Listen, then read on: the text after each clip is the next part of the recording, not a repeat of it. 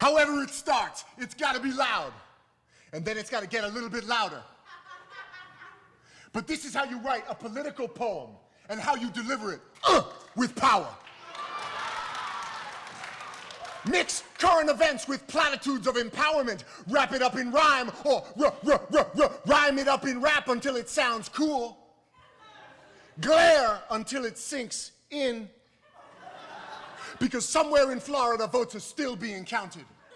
I said, somewhere in Florida, votes are still being counted. See, that's your hook. You gotta have a hook. More than the look, it's the hook that's the most important part. Hook's gotta fit, hook's gotta hit hard in the heart, because somewhere in Florida, votes are still being counted.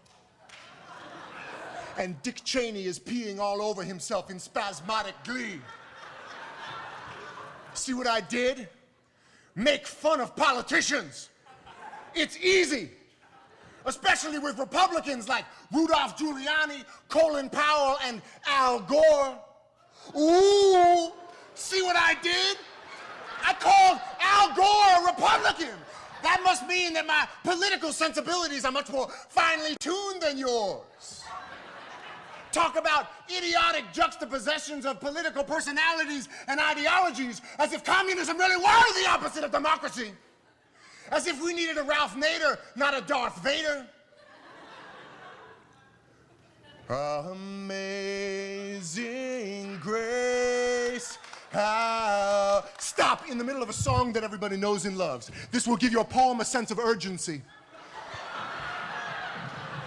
Because there is always a sense of urgency in a political poem. There is no time to waste. Corruption doesn't have a curfew. Greed doesn't care what color you are. And the New York City Police Department is filled with police officers who carry guns on their hips and metal badges over their hearts. Remember, injustice isn't injustice.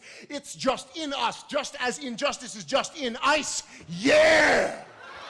That is the only alien nation of this alien nation, where you either fight for freedom or else you are free but dumb. Here in Freeborn Hall, where you are born free or free born and free. Yeah!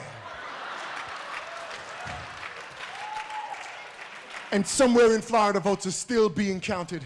And it makes me wanna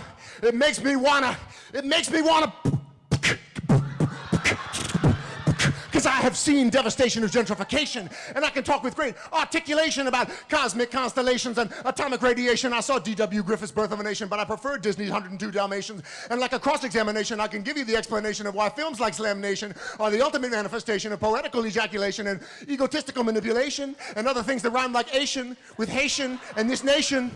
And maybe it's true that they are still counting votes in Florida, but at the end of a political poem, that just doesn't matter anymore, because all you have to do to end a political poem is get real quiet, close your eyes, and end by saying the same line 3 times, the same line 3 times, the same line 3 times.